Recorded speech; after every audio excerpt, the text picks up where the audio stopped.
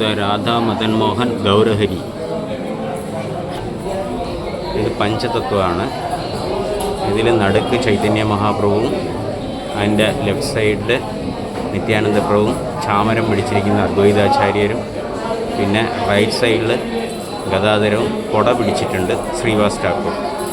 ഏറ്റവും മേലെ ഒരു കമ്പി ഇങ്ങനെ പോകുന്നുണ്ട്, ആ കൊട അവിടെ കാണാൻ പറ്റും.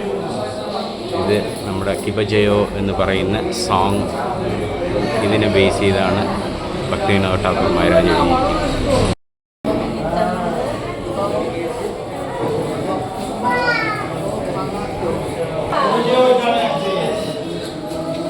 ഇതിനകത്ത് ഒരു മൃദംഗ പൊട്ടിയിരിക്കുന്നത് കാണാം.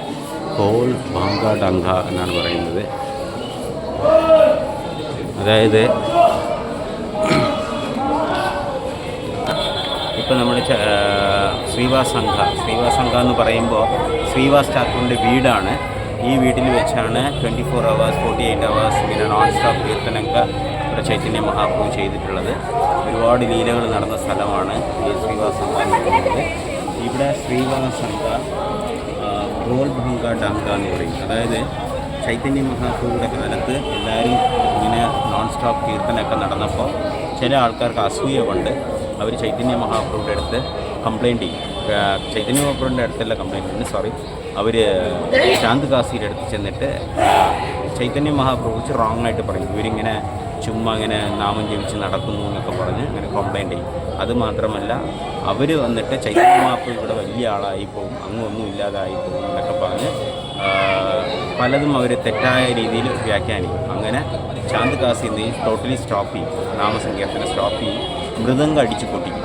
ആ പൊട്ടിച്ച സ്ഥലമാണ്. അങ്ങനെ ഡിവോട്ടിയെ തല്ലുകയും മൃദംഗ പൊട്ടിക്കുകയൊക്കെ ചെയ്തതിനു ശേഷം ചൈതന്യ മഹാപ്രഭു വന്നിട്ട് അതിനെതിരായിട്ട് അങ്ങനെ ഒരിക്കലും സംഭവിക്കാൻ പാടില്ല, നാമസങ്കീർത്തനം ഇവിടെ പൂർണ്ണമായിട്ട് നടക്കണം എന്ന് പറഞ്ഞിട്ട് ചൈതന്യ മഹാപ്രഭു എല്ലാ അനുയായികളും കൂട്ടിയിട്ട് 1,00,000 ഭക്തന്മാരുമായിട്ട് അവർ തീപ്പന്തം കൊളുത്തിയിട്ട് അവരെല്ലാവരും കൂടെ ചാന്തുകാസിയുടെ വീട്ടിൽ പോയി വലിയ നാമസങ്കീർത്തനം ചെയ്തിട്ടാണ് പോയി.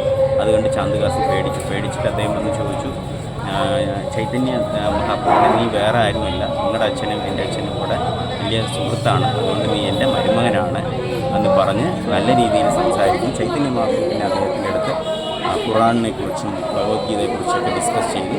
അവസാനം അദ്ദേഹം പറഞ്ഞു, ഇനി ഒരിക്കലും നവദ്വീപിൽ നാമസങ്കീർത്തനം നിൽക്കില്ല, അതിൻ്റെ ഉറപ്പാണെന്ന് പറയും. അങ്ങനെ ചാന്തുകാസിയുടെ സമാധി നമ്മൾ പോകും. ആ ചാന്തുകാസിയുടെ സമാധിയും ഇതുപോലെയാണ്. അവിടെ ഇന്നും വൈഷ്ണവരും നമ്മുടെ ഭക്തന്മാരും പോകാറുണ്ട്, അവിടെ പോയി ദർശനം എടുക്കാറുണ്ട്. മുസ്ലിംസും അവിടെ വന്ന് അങ്ങനെ പോകാറുണ്ട്. അങ്ങനെ ഒരു എന്താ പറയുക, ഒരു സ്വരിമിപ്പ് അവിടെ നമുക്ക് കാണാൻ സാധിക്കും. ഹരേ കൃഷ്ണ.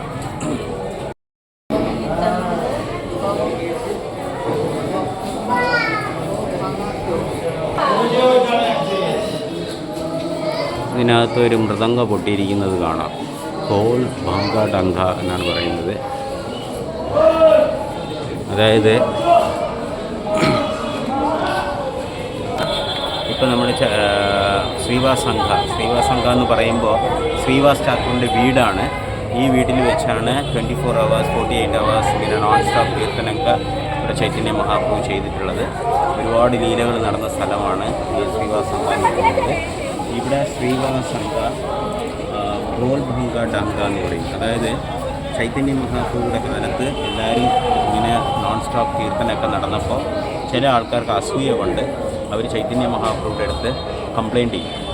ചൈതന്യ മഹാപ്രഭുവിൻ്റെ അടുത്തല്ല കംപ്ലയിൻറ്റ്, അവർ ശാന്ത് കാസിയുടെ അടുത്ത് ചെന്നിട്ട് ചൈതന്യ മഹാപ്രഭു റോങ് ആയിട്ട് പറയും. ഇവരിങ്ങനെ ചുമ്മാ ഇങ്ങനെ നാമം ജപിച്ച് നടക്കുന്നു എന്നൊക്കെ പറഞ്ഞ് അങ്ങനെ കംപ്ലയിൻ്റ് ചെയ്യും.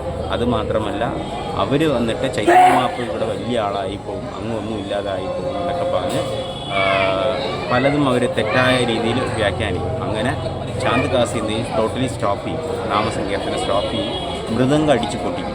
ആ പൊട്ടിച്ച സ്ഥലമാണ്. അങ്ങനെ ഡിവോട്ടിയെ തല്ലുകയും മൃദംഗം പൊട്ടിക്കുകയൊക്കെ ചെയ്തതിനു ശേഷം ചൈതന്യ മഹാപ്രഭു വന്നിട്ട് അതിനെതിരായിട്ട് അങ്ങനെ ഒരിക്കലും സംഭവിക്കാൻ പാടില്ല, നാമസങ്കീർത്തനം ഇവിടെ പൂർണ്ണമായിട്ട് നടക്കണം എന്ന് പറഞ്ഞിട്ട് ചൈതന്യ മഹാപ്രഭു എല്ലാ അനുയായികളും കൂട്ടിയിട്ട് 1,00,000 ഭക്തന്മാരുമായിട്ട് അവർ തീപ്പന്തം കൊളുത്തിയിട്ട് അവരെല്ലാവരും കൂടെ ചാന്തുകാസിയുടെ വീട്ടിൽ പോയി വലിയ നാമസങ്കീർത്തനം ചെയ്തിട്ടാണ് പോയി.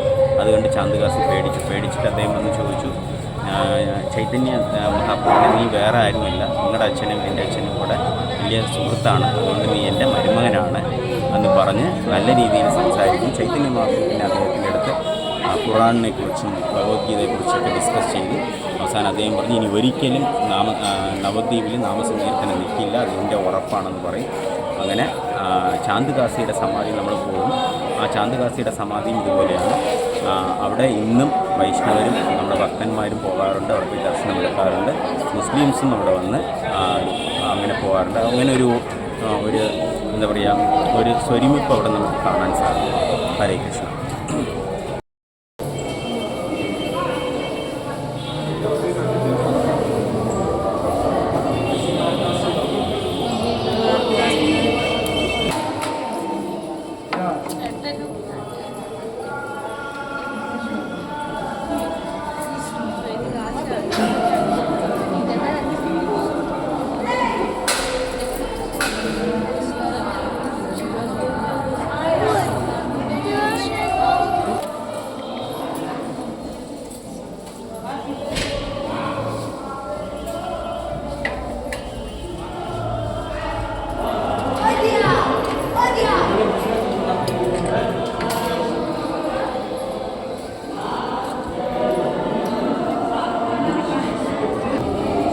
ഇപ്പോൾ കണ്ടത് ഗൗരംഗ മഹാപ്രഭു ഗദാധർ പ്രഭുവാണ്. ഈ ഗദാധർ പണ്ഡിറ്റ് എന്ന് പറയുന്നത് രാധാറാണിയുടെ ഇൻകാർണേഷനാണ്. അതായത് രാധാറാണി എങ്ങനെയാണോ കൃഷ്ണനെ സേവിച്ചത്, അതുപോലെ ഗദാധർ പണ്ഡിറ്റ് ചൈതന്യ മഹാപ്രഭുവിൻ്റെ ആ സ്നേഹം എപ്പോഴും ഒരു കൂട്ടുകാരനെ പോലെ അദ്ദേഹത്തിൻ്റെ ഒപ്പം ഉണ്ടായിരുന്നു. അതാണ്. അതുമാത്രമല്ല, സച്ചിമാത പറഞ്ഞിട്ടുണ്ട്, നീ എപ്പോഴും എൻ്റെ മോനെ നോക്കിക്കൊള്ളണം എന്ന് പറയും. അപ്പോൾ രാധാറാണിയുടെ അടുത്ത് യശോദമ്മ പറയുന്നത് പോലെയാണ്. യശോദമ്മ പറയും, നീ എൻ്റെ കൃഷ്ണനെ എന്നും പാചകം ചെയ്ത് കൊടുക്കണം, എപ്പോഴും കൃഷ്ണനെ നോക്കണമെന്ന് പറയും. അതുപോലെ ഗദാധരർ എപ്പോഴും ചൈതന്യമൂർത്തിയുടെ കൂടെ ഉണ്ടായിരുന്നു. ഹരേ കൃഷ്ണ. ഹരേ കൃഷ്ണ. ഇത് അദ്വൈത ഭവനാണ്, അദ്വൈതാചാര്യരുടെ വീടാണ്. അദ്വൈതാചാര്യരെ ഭഗവാൻ അവതരിക്കുന്ന സൗണ്ട്